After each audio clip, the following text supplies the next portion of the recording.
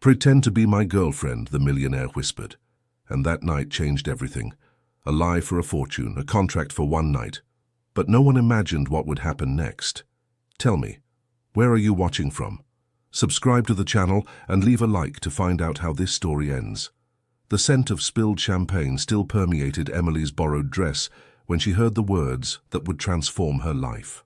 The most dangerous lies are those that begin with a desperate truth, she thought, not knowing how this reflection would become the guiding thread of the months to come. The ballroom of the historic Manhattan penthouse gleamed under crystal chandeliers. The light danced on the faces of New York's elite like distant cold stars. Emily Wilson, 22, her brown hair pulled back in a neat bun, observed the scene with the attentive gaze of an event planner who had learned to read people as easily as the labels on vintage champagne bottles. James Anderson, 43, heir to Anderson Vineyards, suddenly pulled her toward the terrace garden. His fingers exerted a light but urgent pressure on Emily's elbow. The modern sculptures seemed to silently judge them, while the scent of jasmine enveloped their whispered conversation. "I need your help, Miss Wilson. My grandmother Margaret is dying. Her heart is fragile." His voice, with a slight Californian inflection, trembled slightly. "She wishes to see me happy before she goes. I told her about a fiancé who doesn't exist." Emily studied the aristocratic features of this man, the high forehead, deep blue eyes, and expression lines that betrayed a life of early responsibilities rather than joy. "You want me to play the role of this imaginary fiancé?" It wasn't a question. For just one dinner, $50,000. The amount resonated in Emily's mind like a bell toll, exactly the sum needed for her 15-year-old brother Michael's experimental treatment at a Boston clinic. "Just one dinner," she repeated, already sensing that fate had just woven the first thread of a tapestry far more complex than she could imagine. 3 days later, James's black Bentley stopped in front of Emily's small brownstone in Brooklyn. The journey to Napa Valley was quiet, each mentally rehearsing the meticulously crafted scenario of their fictional meeting, invented first dates, and fabricated love. The Anderson estate appeared like a vision from another time, its Mediterranean-inspired architecture watching over perfectly aligned acres of vineyards. A crimson sunset, appropriate color, blazed behind the ancestral home. "Remember," James murmured as they passed through the wrought iron gates, "Margaret has always been able to detect lies. She reads people like an open book." Emily nodded, her heart pounding. She had spent her life adapting, surviving, taking care of others. This role would just be one more mask. Margaret Anderson awaited them in the great room. Despite her apparent fragility, the 85-year-old woman exuded an aura of natural authority. Her eyes, the same blue as her grandson's, scrutinized Emily with troubling intensity. "So this is the young woman who has finally captured my James's heart." Her voice carried the warmth of California and the firmness of a woman who had directed a wine empire for decades. Emily stepped forward, offering a smile she hoped appeared natural. "It's an honor to meet you, Mrs. Anderson. James has told me so much about you." Margaret's hands, covered with gold rings passed down through generations, grasped Emily's. "So young and so mature," the old woman murmured, scanning her face. "Exactly what my James needs." An invisible weight settled on Emily's chest. Guilt. She hadn't expected this woman to welcome her with tears of genuine emotion, nor to embrace her as if she were already family. Dinner was served in the dining room with its century-old paneling. Candles cast dancing shadows on the portraits of past Andersons who seemed to eye this newcomer with suspicion. "How did you two meet?" Margaret asked, sipping her wine. James opened his mouth, but Emily beat him to it, diving into their prepared story with an ease that surprised them both. "It was at a Cabernet launch in New York. I was organizing the event. James spilled his glass on my dress." She smiled in James's direction, creating instant complicity. "He was so mortified that he insisted on taking me to dinner to make up for it." Margaret nodded, apparently satisfied. "And when did you know he was the one you'd been waiting for?" The question caught Emily off guard. She met James's gaze, found unexpected vulnerability there, and responded instinctively. "When I realized he carried the weight of the world on his shoulders, but still found the strength to worry about a glass of spilled wine." Something changed in Margaret's expression. A glimmer of approval, perhaps even respect. The first hurdle was cleared. But Emily sensed this dinner was only the beginning of a much longer road. Just one dinner quickly became a week, then a month. Margaret insisted her heart-granddaughter accompany her to medical consultations at Massachusetts General Hospital. How could Emily refuse when faced with the hope illuminating this woman's face, whose failing heart still beat so strongly?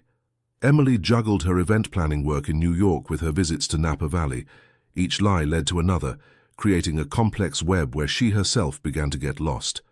One rainy afternoon, as they waited for test results, Margaret took Emily's hands in hers. "I knew my first love at 15, the old woman confided, her gaze lost in memories. "A boy from a neighboring ranch. My parents sent him away. He wasn't of our station. I married the man they chose, a good husband, certainly. But I waited until I was 60 to find true love again, with James's grandfather." Emily listened, fascinated and guilty. "Life is too short for pretenses, my dear." Margaret squeezed her hands. "That's why I'm so happy James found you. You're authentic. I see it in your eyes." Each word was an arrow in Emily's heart. She excused herself to use the restroom and burst into silent sobs against the door. How can I continue this charade in the face of such sincerity? That evening, she confronted James in the estate's library. "This has to stop. I can't keep lying to your grandmother. She deserves better than this." James, his features drawn with exhaustion, poured himself a glass of bourbon. "And what do you suggest? That I tell her the truth? That I literally break her heart?" "No. But what, Emily? The doctors are clear. Any strong emotion could be fatal." He approached her, his woody cologne enveloping her. "I'm begging you. Just a few more weeks. I've doubled your payment." Emily closed her eyes. The money. Michael. The treatment showing promising results. "A few weeks," she conceded. No more. But fate had other plans. After 2 months, the first crack appeared in their carefully constructed facade. Catherine Anderson, a distant cousin from Boston, arrived at the estate unannounced, her sharp eyes gleaming with suspicion. "So you're the mysterious fiancé everyone's talking about," she said, sizing Emily up during lunch on the terrace. "Rather young, aren't you? 22 and 43. An interesting difference." Emily felt the trap closing. "Age is just a number when souls recognize each other," she replied with a calculated smile. "Really? And where exactly did you recognize each other?" Catherine pressed. James started to interject, but Emily placed a calming hand on his arm. "At the Sundance Film Festival last year." She dove into a detailed account, describing the Vera Wang dress she wore, the competition film screening, the party at a private chalet where James had invited her to dance. Every detail was so specific, so vivid, that even James seemed captivated by this meeting that had never occurred. Catherine narrowed her eyes, but didn't push further. Later, in the rose garden, James joined Emily. "Impressive," he admitted. "I almost believed we met at Sundance myself." Emily shrugged. 6 years planning events for the wealthy. You learn to lie convincingly." "It's not simply lying," he replied softly. "It's creating. You invent stories, Emily. That's a gift." For the first time, she really looked at him, not as the rich man employing her for a role, but as a person. His eyes revealed a loneliness she recognized from having experienced it herself. "Why have you never really been with anyone?" she asked impulsively. The question caught him off guard. He looked away toward the vineyard stretching to the horizon. "I've always been the heir. Not James, but the Anderson heir. The women I met saw the estate, the name, the fortune, never me." He gave a sad smile. "And then, how do you trust when you have everything?" Emily understood.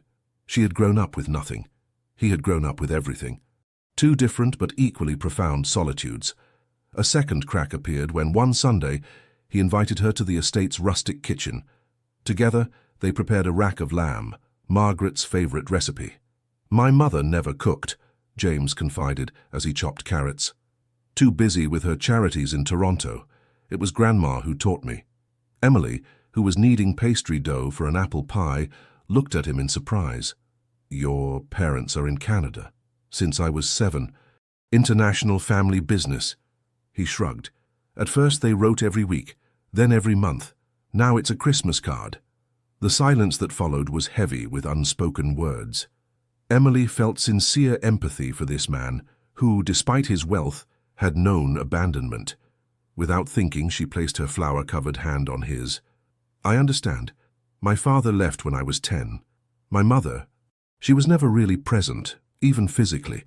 Their eyes met, and something authentic passed between them, a mutual recognition of similar wounds despite diametrically opposed lives, the smell of the slow-cooking lamb, the sound of their laughter bouncing off the stone walls, the budding complicity.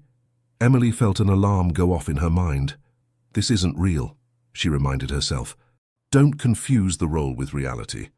Yet, seeing James throw his head back and laugh genuinely when she recounted an anecdote about a disastrous gala she had organized, she wondered if the boundary between acting and truth wasn't already dangerously blurring. The third month marked a decisive turning point. One summer evening, Emily found James alone in the estate's art gallery, contemplating the vineyards bathed in the golden light of dusk. Silent tears streamed down his face. "James," she murmured, hesitating to interrupt this moment of intimacy. He didn't turn immediately, discreetly wiping his cheeks. "The doctors say her condition is worsening." Emily approached, standing beside him at the large window. The vines stretched like an undulating sea beneath the blazing sky. "She gave me everything," he continued in a broken voice. "My parents left when I was 7. She raised me, taught me to love this land, these vines." He turned to Emily, his face reflecting a vulnerability he had never shown. "And how have I repaid her?" "By lying." Emily felt her own throat tighten. "We're giving her hope. Hope built on lies." He shook his head. "I'm 43, Emily. I've built an empire, but I've never allowed anyone to really know me. Not one person." In the dying light she saw beyond the facade. A man imprisoned by his name, his responsibilities, his choices, as lonely as she was herself, despite their so different worlds. Without thinking, she took his hand. He held it like a drowning man clutching a lifeline. The next day, Margaret's decision fell like a guillotine. "Emily, you must leave your Brooklyn apartment and move in here. It's a family tradition for engaged couples to live under the same roof before marriage." Emily and James exchanged a panicked look. Live together. The masquerade was taking on unforeseen proportions. "Grandmother, Emily has her work in New York, her obligations." "Nonsense," Margaret cut him off with a smile that brooked no contradiction. "She can work from the estate. We have the best internet connection in California installed specially for you." Emily accepted, knowing a refusal would raise suspicions. The monthly payment for Michael's treatment justified all sacrifices. Living at the estate changed everything. Emily awoke to the sound of James playing piano in the music room at dawn. They dined together, preparing meals while sharing the events of their respective days. One evening, after Margaret had retired, they remained on the terrace, lulled by the chirping of crickets and the scent of jasmine. "Why did you abandon your culinary studies?" James asked, remembering a confidence she had shared. Emily contemplated her glass of red wine. "Michael got sick when I was 16, rare leukemia. My mother, she couldn't handle it. She left." She shrugged. "Someone had to pay the bills." "And now?" "Is the treatment working?" "Thanks to you." She looked at him directly. "What you're doing for us, I can never thank you enough." James seemed uncomfortable. "Don't thank me. I'm not the person you think I am." "Who are you then?" The question hung between them, loaded with possibilities. Their eyes met, and for a moment Emily thought he might move closer. Her heart beat faster. He rose abruptly. "It's getting late." "Good night, Emily." She remained alone on the terrace, disturbed by the disappointment she felt. "Don't get trapped by your own lies," she admonished herself. Yet, as the stars appeared one by one in the California sky, she had to admit a troubling truth. She was beginning to have real feelings for James Anderson. The fourth month brought a major complication in the form of Victoria Langdon, a dazzling 40-year-old New York socialite who arrived at the estate in a flaming red Ferrari. Emily observed her from the library. Tall, elegant, her black bob haircut framing a face with prominent cheekbones. A woman who carried her age and name with a confidence Emily secretly envied. "James, darling, how long it's been?" Victoria's voice carried the cultivated timbre of generations of privileged education. Emily saw James stiffen imperceptibly before kissing Victoria on both cheeks. "A surprise, Victoria. What brings you here?" "I heard about your engagement. I had to see for myself this young woman who succeeded where so many others failed. Her eyes found Emily through the window. This girl isn't for you, James. What could you possibly have in common with a 22-year-old? Emily should have felt offended, but it was jealousy that overwhelmed her, a feeling she had no right to experience. After all, nothing in this situation was real. Dinner was an exercise in polite tension. Victoria peppered the conversation with anecdotes about trips shared with James, intimate memories, references to a common history. Remember that night in Aspen, darling? On the terrace of the Little Nell. James nodded briefly, avoiding Emily's gaze. Margaret observed the exchange with piercing eyes. Victoria and James were engaged 10 years ago, she explained to Emily, until Victoria decided London offered better prospects. Finance was my passion, Victoria replied, unfazed, as the vineyards are James's. We chose our priorities. Some choices are irreversible, James commented softly, his eyes finally meeting Emily's. Later in the evening, Emily found herself alone with Victoria on the terrace. The New Yorker lit a cigarette, offering her silver case to Emily, who politely refused. You're playing a dangerous game, little one. The smoke rose in elegant swirls into the night air. James isn't an ordinary man. He carries the weight of a centuries-old legacy. He needs an equal, not a distraction. Emily felt anger rising within her. Perhaps what he needs is someone who sees him, not just his name or fortune. Victoria smiled, a smile that didn't reach her eyes. You're in love with him? How predictable. She stubbed out her cigarette in a crystal ashtray. Enjoy your fairy tale while it lasts, Emily. Men like James always come back to women like me, women who understand their world. That night, Emily couldn't sleep. Victoria's words echoed in her mind, all the more painful because they contained a grain of truth. What did she really know about James's world? How could she ever belong in it? But an even more troubling question tormented her. Why did it matter so much to her? The day after Victoria's departure, James invited Emily for a walk through the vineyards. The July sun burned their necks as they walked between the orderly rows, the still green grape clusters promising an abundant harvest. I should tell you about Victoria, he began, eyes fixed on the horizon. We were engaged, yes, but it wasn't... He searched for words. It wasn't love, at least not on my side. Emily picked a vine leaf, turning it between her fingers. You don't have to explain. Yes, I do. He stopped, turning to face her. Because I'm starting to feel things for you that I never felt for her. Things I've never felt for anyone. Emily's heart skipped a beat. She looked away, unable to withstand the intensity in his eyes. James, we're playing roles. This isn't real? He gently took her chin, forcing her to look at him. What's real, Emily? The feelings I have when you laugh? The peace I feel when you're here? The jealousy that consumed me when I saw how the vineyard manager's son looked at you at last week's dinner? Emily felt tears welling up. We come from different worlds. The same world, Emily. Just opposite sides. Before she could answer, her phone rang. The number of the Boston hospital. Michael. The color drained from her face as she listened to the doctor. James, concerned, supported her by the shoulders. I have to go, she whispered, hanging up. Michael has an infection. The doctors are worried. Without hesitation, James took his keys. I'll drive you. The journey to Boston was made in tense silence. Emily, consumed with worry, watched the landscape pass by without seeing it. James drove with concentration, scrupulously respecting speed limits despite the urgency. At the hospital, the antiseptic corridors seemed endless. Michael's room was at the end of a hallway bathed in the harsh light of fluorescence. Emily hesitated at the door, turning to James. You don't have to stay. I'm staying, he replied simply. Michael, 15, looked tiny in the hospital bed. His emaciated face lit up seeing his sister. Then his eyes, so similar to Emily's, rested on James with curiosity. You must be Prince Charming, he joked weakly.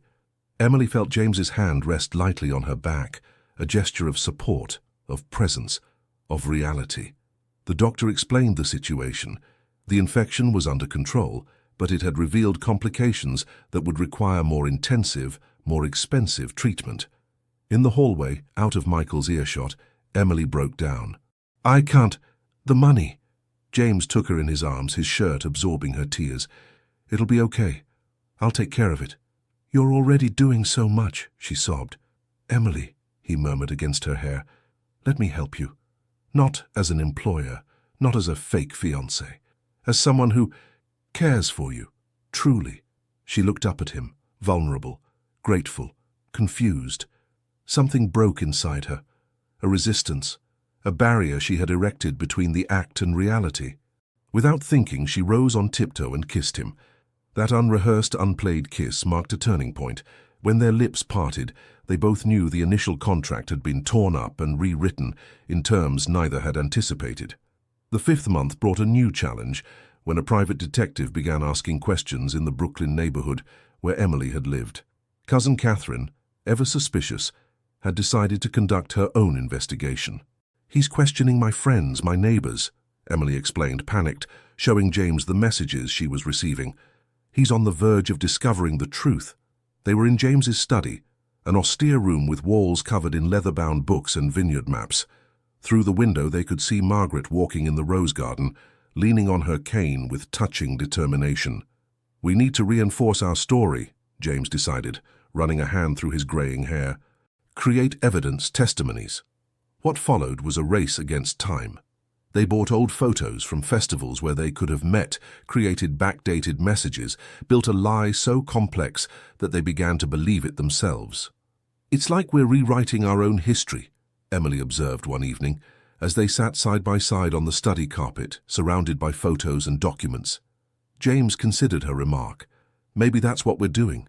Maybe we're creating a new reality.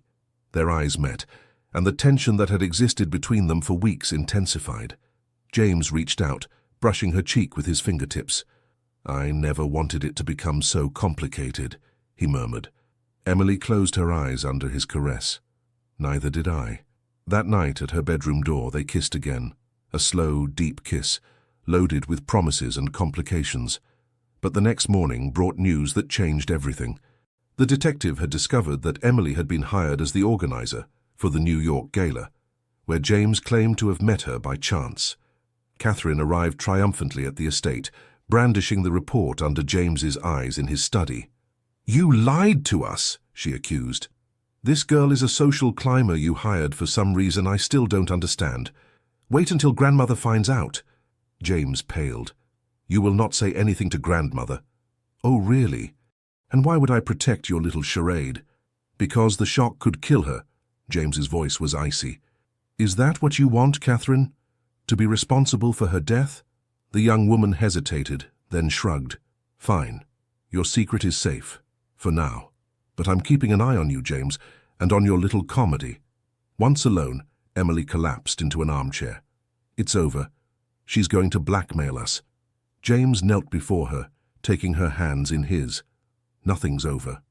I know her. She's waiting for the right moment. We still have time. Time for what? This situation is untenable. Time for... He hesitated. Emily, I don't want to pretend anymore. I want this to be real. Us. Together. She looked at him incredulously. James, let's be realistic. When all this is over, you'll go back to your world and I to mine. And if I don't want to? The sincerity in his voice disarmed her.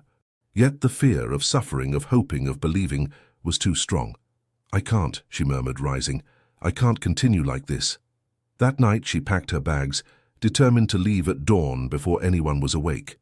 She left a letter explaining everything to Margaret, accepting full responsibility for the lie. But at 3 a.m, as she crossed the hall with her suitcase, a voice stopped her. Leaving without saying goodbye, Margaret stood at the foot of the grand staircase, dressed in a silk robe, her white hair cascading over her shoulders like a silver crown. Emily felt her heart breaking. I'm sorry. So sorry. Margaret approached slowly. For what exactly? For agreeing to play this comedy or for falling in love with my grandson for real? The shock hit Emily like a physical blow. You... No. Margaret's smile was infused with wisdom. My eyes may be weak, my dear, but I see what matters. I've always known. Let's sit down, Margaret suggested, guiding Emily to the adjacent small sitting room. The candles she lit cast dancing shadows on the walls with their century-old wallpaper. Emily felt numb, as if traversing a strange dream.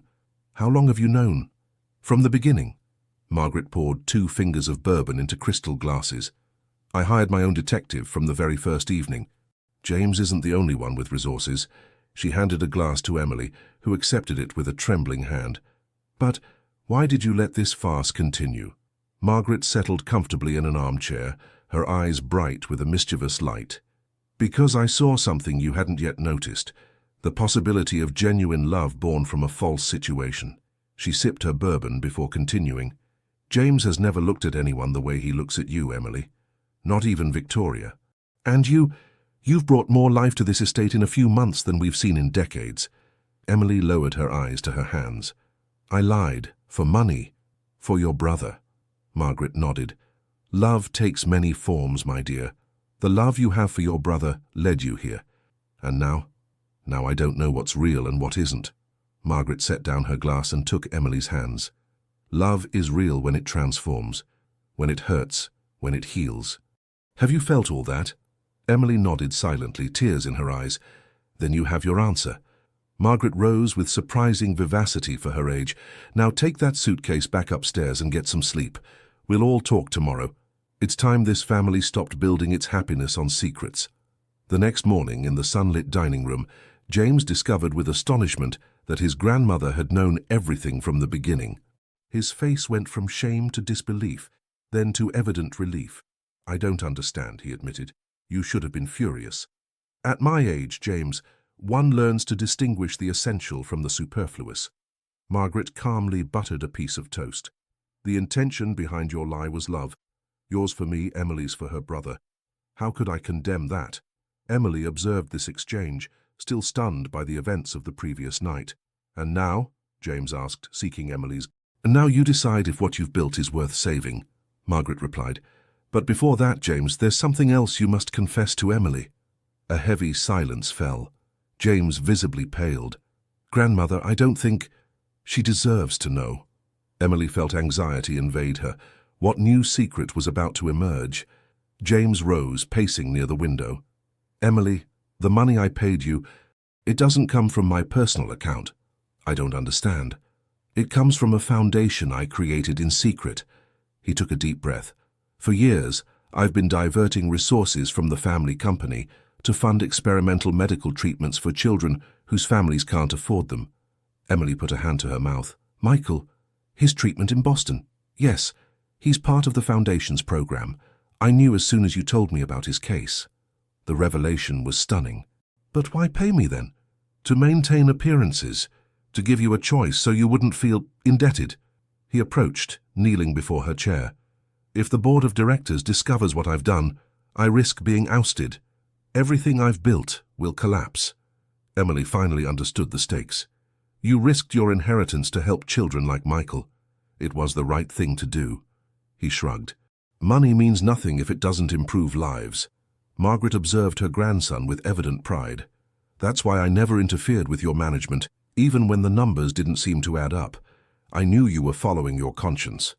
Emily looked at this man she thought she knew and realized she had barely scratched the surface. Beneath the appearance of the wealthy heir was a man ready to risk everything for his principles. Why didn't you tell me? She asked softly. I was afraid. His gaze was vulnerable, open. Afraid you would see me differently, that you would think I was manipulating you. Afraid you would stay out of gratitude and not because of something else. Emily felt the last barriers around her heart collapse. She reached out, touching his cheek. I'm staying because I want to, because I... Before she could finish her sentence, the door burst open. Catherine stood on the threshold, triumphant, brandishing documents. The board of directors will be delighted to learn what their precious president is doing with the company's money. The following days were chaotic. Catherine had transmitted her discoveries to the board of directors, unleashing a storm that threatened to sweep away everything in its path. James was urgently summoned to the company's New York headquarters. Emily accompanied him despite his protests. This isn't your fight, he had argued as they got into the car. It has become mine, she had replied simply. In the boardroom, adorned with stern portraits of past Andersons, the atmosphere was glacial. 12 people, middle-aged men and women in impeccable suits, stared at James with expressions ranging from disappointment to open anger. William Peterson, chairman of the board, a 70-year-old man with a chiseled face, spoke. James, The accusations against you are serious. Embezzlement, fraudulent management, breach of trust. What do you have to say in your defense? James remained calm, dignified. I deny nothing. I created a foundation that uses part of the company's profits to fund medical treatments for disadvantaged children. I did it in good conscience, considering it was the best possible use of resources that would otherwise have simply inflated already full bank accounts. A murmur ran through the assembly. Noble intention, Peterson commented dryly, but it wasn't your decision alone to make. These funds belong to the shareholders. Shareholders who are mostly my family, James reminded him. A family that built its fortune on values, not just profits. Catherine, seated at the end of the table, gave a contemptuous laugh. Values? You've diverted millions of dollars, Emily observed silently, feeling the tension rise. The accusation was just, but James's intention had been pure. How to reconcile the two? An idea germinated in her mind.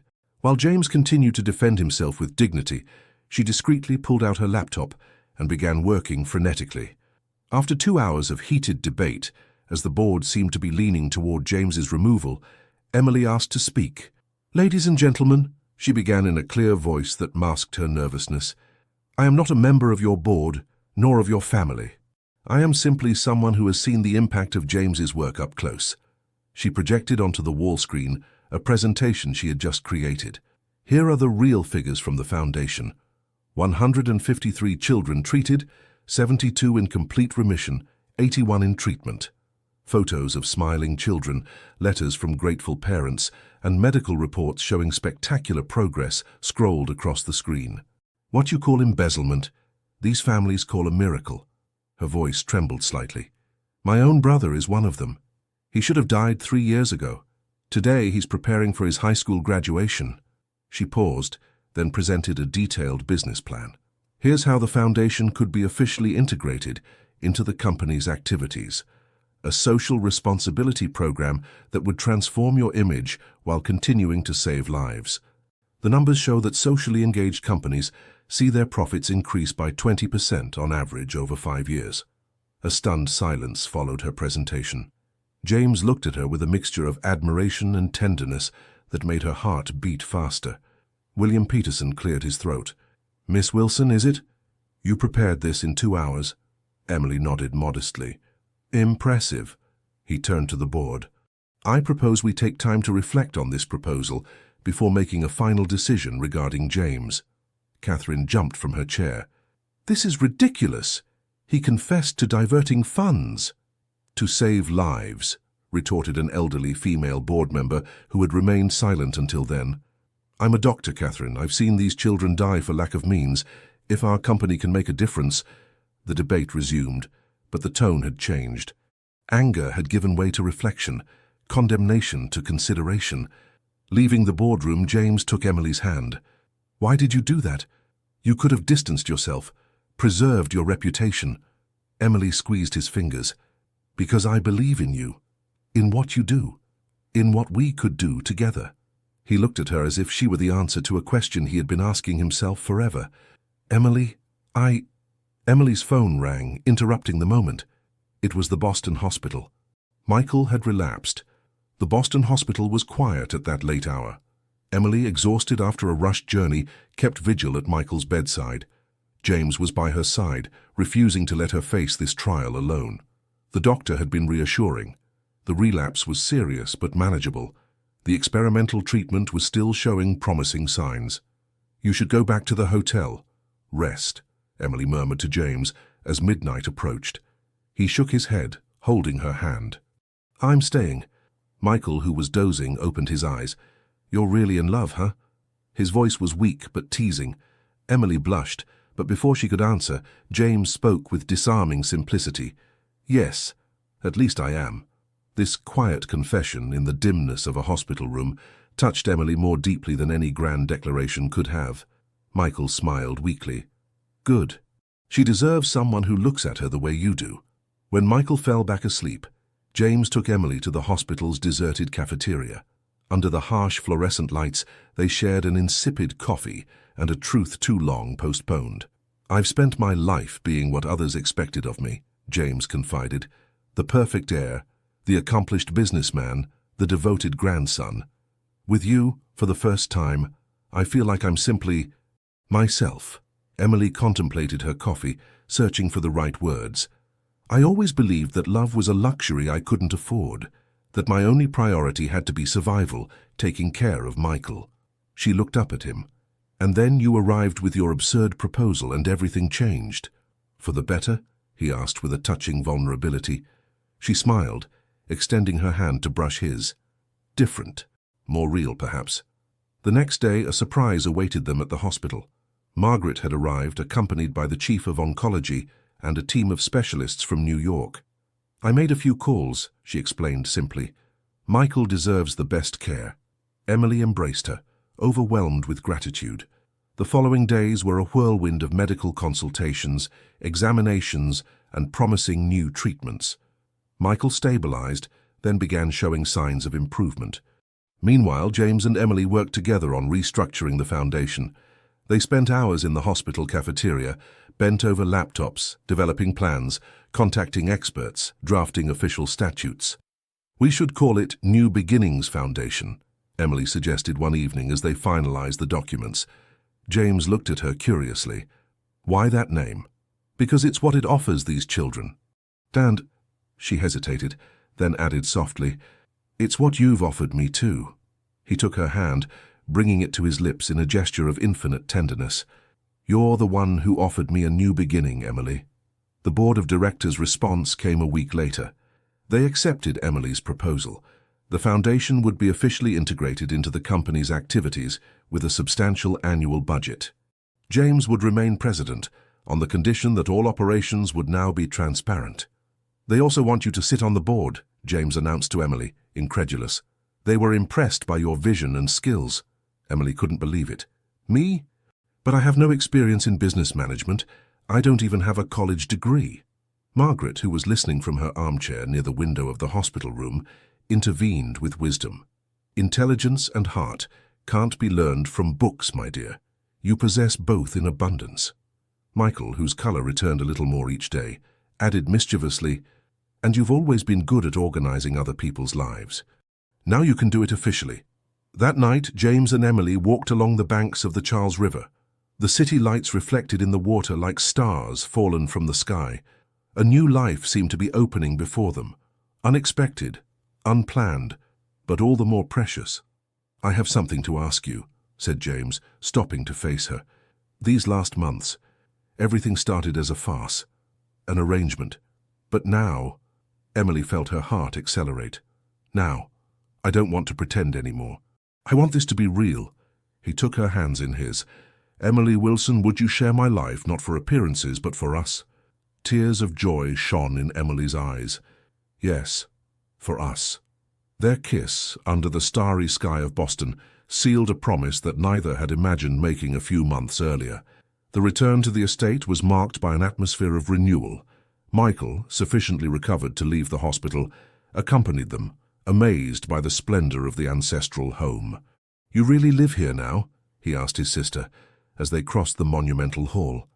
Emily exchanged a knowing look with James. We live here, and so do you during your convalescence. The following weeks were dedicated to restructuring the foundation. Emily brought her organizational experience and creativity, James his knowledge of the business world and his network. Together, they formed a formidable team. Margaret observed their collaboration with evident satisfaction. One morning, she caught Emily in the library, immersed in business management texts. You're working too hard, my dear, she commented, sitting across from her. Emily smiled, tired but determined. I have to catch up. Everyone on the board has prestigious degrees. I don't want to disappoint. Margaret took her hand, forcing her to look up from her books. Do you know what has made the Andersons' strength through generations? Not just knowledge, but intuition. The ability to see what others don't. You possess this gift, Emily. How can you be so sure? Because you saw my grandson, truly saw the man behind the name, and because I see you too. Her gaze was penetrating but benevolent. This foundation is important, certainly, but don't forget to live to love. Life is too short to spend with your nose in books. Emily pondered these words all day. In the evening, she found James in his study, as always absorbed in his work. "I have an idea," she announced as she entered. He looked up, curious. "I'm listening." "Let's take a day off. Tomorrow. Just the two of us." James seemed surprised. "But the meeting with the Boston doctors, the documents for the board, can wait 24 hours. She approached, sitting on the edge of his desk. "Your grandmother reminded me today that life is short. We've been working non-stop for weeks. I'd just like—" One day. The next day they left at dawn. James drove his vintage Corvette convertible, a 60s model he cherished, through the winding roads of the California wine country. They stopped in a small perched village, lunched at a rustic inn where no one knew the Anderson name, visited an isolated old mission. For the first time they were simply Emily and James, not the heir and his supposed fiancé, not the directors of the foundation, just two people learning to know each other without pressure or obligation. On the way back, as the sun set over the vineyards, James stopped at a lookout offering a spectacular view. "I used to come here as a child," he confided, helping Emily out of the car, when responsibilities weighed too heavily. They sat on a weather-worn stone bench. In the distance the Anderson estate stood, majestic in the golden light of dusk. "How do you feel now, facing these responsibilities?" Emily asked softly. James reflected. "Differently. Before I carried them like a burden. Now they have meaning." He turned to her. "Thanks to you. Not just to me. It was already in you. This will to do good, to use what you have to help others. You just needed someone who sees me," he completed, "who understands me." Their hands found each other naturally, their fingers intertwining. "I love you, Emily." It was the first time he said it so simply, without ambiguity. She brought his hand to her lips. "I love you too." These words, which she had never pronounced before, seemed surprisingly easy, as if her heart had always known them. Upon their return to the estate, they found Michael and Margaret in the kitchen, attempting together to prepare a soufflé that had miserably collapsed. Their complicit laughter created a family atmosphere that the estate had not known for decades. "Ah, there they are," Margaret exclaimed, seeing them enter. "Come save us from this culinary disaster." That impromptu evening around a chaotic but joyful meal crystallized what Emily had always sought without knowing it: a home. Not four walls and a roof, but people with whom to share laughter and tears. Later, lying in her bed, Emily reflected on the strange path that had led her here. A lie had opened the door to the deepest truth she had ever known. Sometimes, she thought, what seems like a detour is actually the most direct path to our true destination. The 7th month brought an unexpected storm. The day of the official meeting for the Foundation's integration, James received a call that made him pale. "We need to go to New York immediately," he announced to Emily, hanging up with a trembling hand. "What's happening?" "Catherine has found new documents, evidence that I used questionable methods to obtain certain funding. She's threatening to reveal everything to the press if I don't cede my position as president to her." Emily felt anger rising within her. "She can't do that. The Foundation helps children." "She doesn't care. She's always wanted power." James looked defeated. If this information becomes public, everything collapses. The Foundation, the company, everything. On the flight that took them to New York, they developed a plan. It wouldn't be easy, but they had been through too many trials to give up now. The confrontation took place in James's New York office, on the top floor of a building with a view of Central Park.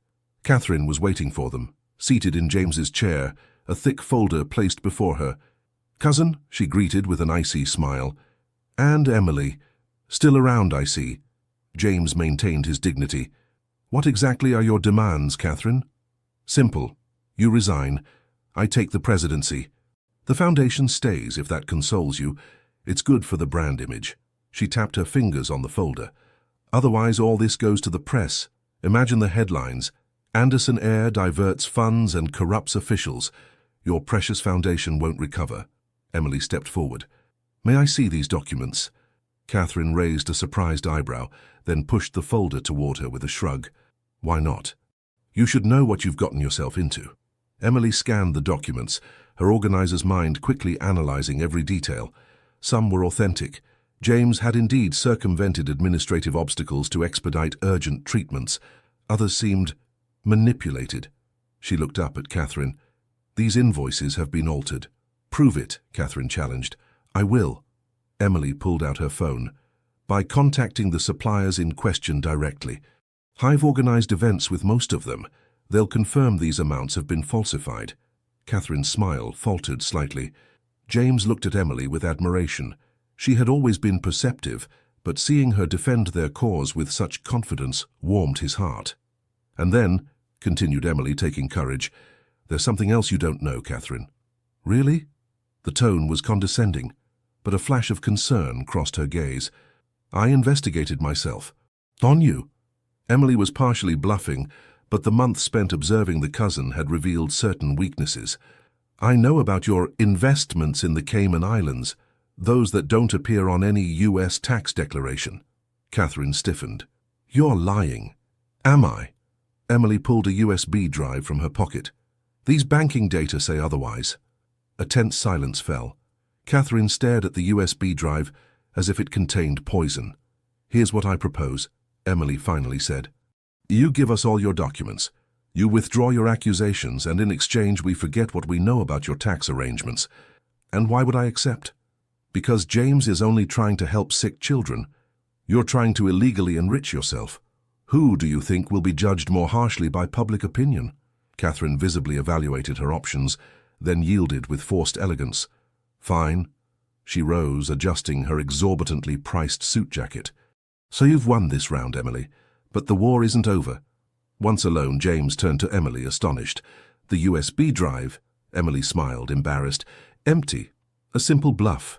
He burst out laughing, taking her in his arms. "You're incredible, truly incredible." But as he kissed her, celebrating their victory, Emily couldn't help thinking that Catherine was right on one point.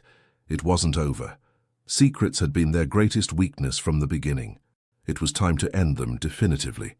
That same evening, they gathered the board of directors in an extraordinary session.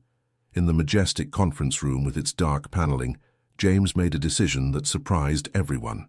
"Ladies and gentlemen," he began, standing at the head of the table, "these past months have been marked by revelations, accusations, half-truths. I no longer want our company, our foundation, or my family to function this way." He took a deep breath.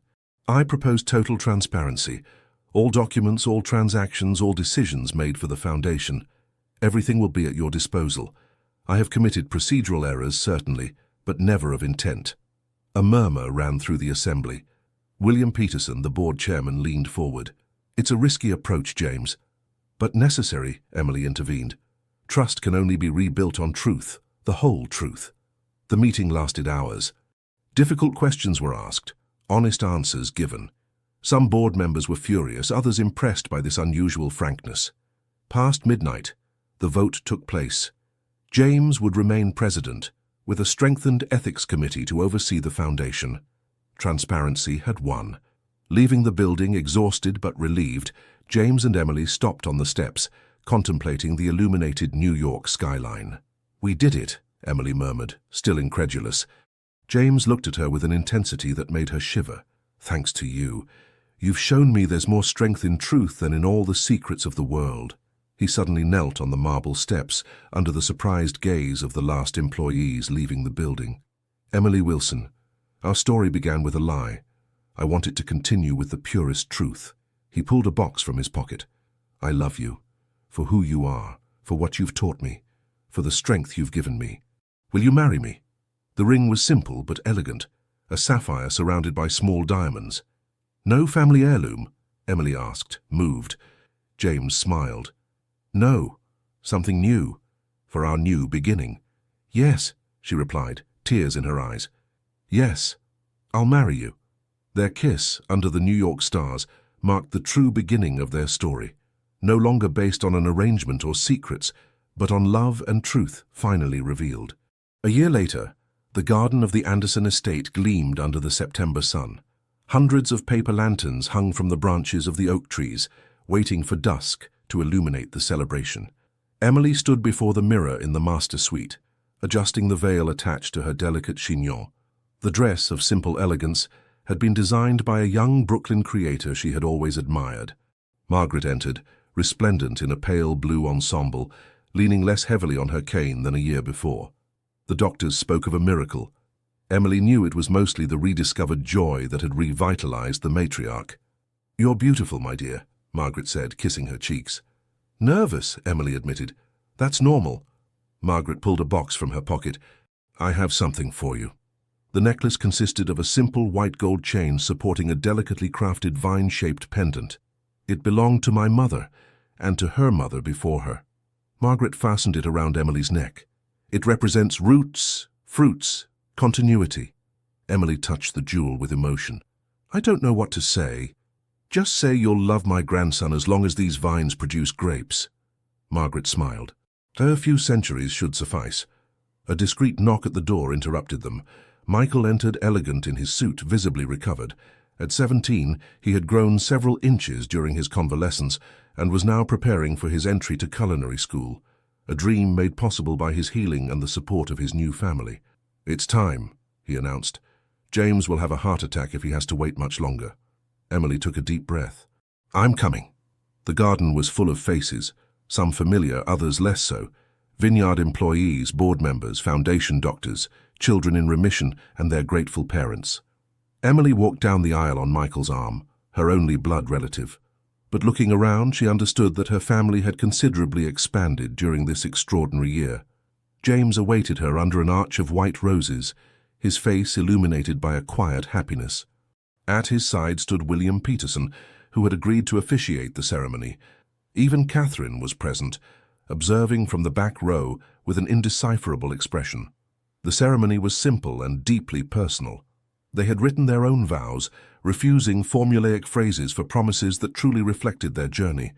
"Emily," James began, his voice carrying clearly in the garden's attentive silence, "I asked you to lie for me, and you taught me to live in truth. I offered you a contract, and you gave me your heart. I thought the difference in age, background, experience would separate us. You showed me that souls who recognize each other transcend all barriers." Tears shone in Emily's eyes when she responded, "James, I agreed to play a role in your life, not knowing I would find my true place.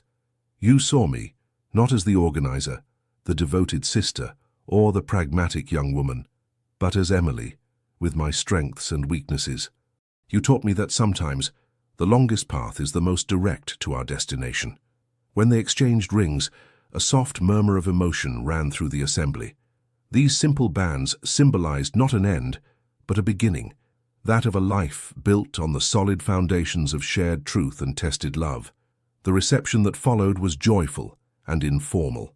James and Emily had insisted it be a true celebration, not a demonstration of social status. As night fell, the lanterns lit up, transforming the garden into a starry sky descended to earth. James led Emily for their first dance to a gentle melody played by a string quartet. "Do you ever regret accepting my proposal that evening?" he asked softly, guiding her between the tables. Emily smiled, thinking back to that evening that seemed to belong to another life. Never. Not for a second. Later in the evening, as the party was in full swing, they slipped away for a moment, walking hand in hand to the lookout that overlooked the vineyards. In the velvety darkness, the rows of vines seemed like waves frozen in their movement toward the horizon. "I never imagined my life would take this turn," Emily confided, nestled against James as a cool breeze rose. "Life sometimes reserves the most beautiful gifts in the most unlikely packages," he replied, kissing her hair. Contemplating the estate stretching as far as the eye could see, Emily thought of all that this year had brought. Michael's healing, Margaret's rebirth, the transformation of the foundation into an internationally recognized model, and above all, this love that had blossomed in the most unexpected way. The initial lie had dissolved into a greater and deeper truth. Sometimes it is the detours of destiny that lead us exactly where we need to go. The age difference that so concerned others had ceased to matter in the face of the simple evidence of two souls that recognized and completed each other. Margaret had been right from the beginning. It mattered little how their story had begun. What mattered was where they had arrived, at something real, deep and true, built on foundations of mutual understanding, shared sacrifice, and the courage to be authentic with each other. Like the centuries-old vines that drew their strength from this exceptional terroir, their love had taken root in the challenges overcome together and promised to bear fruit for many years to come. "I love you, Emily Anderson," James murmured. "I love you, James Anderson," she replied, her heart overflowing with gratitude for this winding path that had led her exactly where she needed to be. Above them, the stars shone with a special brilliance that night, silent witnesses to a story that had begun with a lie of necessity and transformed into the most beautiful truth, that of two souls who found each other despite all obstacles.